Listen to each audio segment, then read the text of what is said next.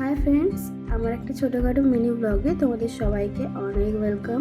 So কেমন আছো তোমরা? আশা করি ভালো আছো এবং আমিও তোমাদের ভালোবাসে অনেক ভালো আছি। আজকে সকালে এই তো আমি উঠে গেছি, উঠে ব্রাশ করে নিচ্ছি চোখে। এখনও আমার ঘুমের নেশা, বিকজ কালকে সারা রাত ধরে বৃষ্টি হয়েছে।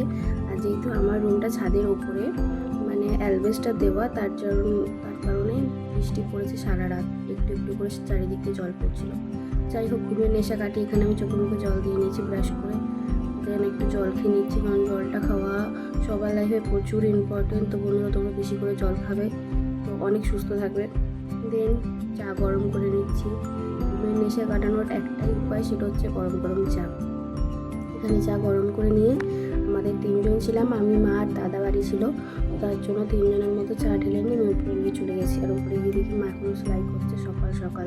যেহেতু মা সেলাইয়ের কাজ করে, তার জন্য মা সেলাইয়ের প্রচুর চাপ থাকে, যেহেতু এখন পুজো। যাই হোক, সবাই একটু চা খেয়ে নিলাম। তো চা খেয়ে আমি আবার রোজকার কাজে লেগে পড়লাম। এখানে আমাদের আজকের হতো লোটে মাছ, তার জন্য ফ্রিজে ছিল, সেটা আমি বার করে নিলাম। বার করে একটুখানি জলে কিছুক্ষণ ভিজে রাখলাম, যেহেতু একটু বরফ হয়ে আছে।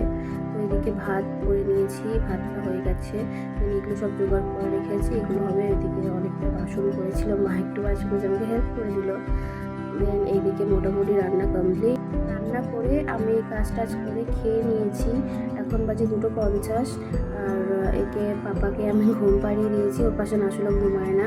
দেন আমি স্নান করে চলে এসেছি। তো বন্ধুরা, আজকে মিনি ব্লগটা আমি এত অবধি রাখলাম, দেখা হবে পরের কোনো ব্লগে। তো টাটা, এত অবধি ভালো থেকো।